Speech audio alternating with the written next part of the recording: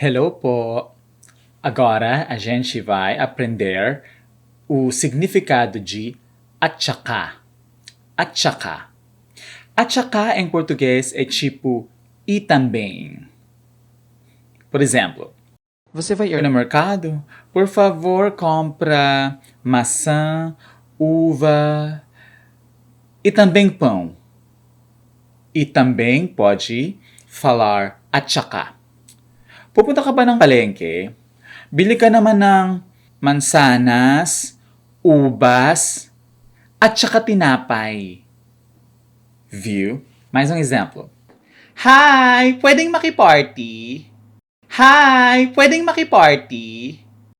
Sandali lang po. I-check ko po sa listahan. Wala po kayo sa listahan. Wala po kayo sa listahan. Ano ba yan? Sayang, nag-ready pa naman ako. Ano ba yan? Sayang, nag-ready pa naman ako. At saka, bukas pa po yung event. Hindi po ngayon. Ay, wala akong pake. Tsaka, nakakainis. Wala talaga siyang ginawa. Huwag ka nang magalit. Hindi niya naman sinasadya eh. At saka kapatid mo yun. Patawarin mo na. At saka kapatid mo yun. Patawarin mo na. Sige, papatawarin ko na. At saka, ako rin naman, minsan nagagawa ko yun. Pode ser at só, mas não. Tem que colocar saka at saka para enfatizar. Viu? O anong gusto mo dyan? Mamili ka. Gusto ko to. Gusto ko yun.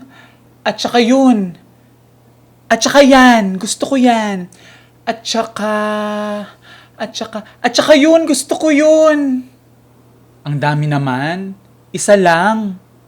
A música Bahay Kubo, sabi? Kundol, patola, upot, kalabasa, at saka meron pa labanos, mustasa. Pode ser at saka. Pode, mas se você vai falar rapidamente, at saka, at saka, at saka, at saka.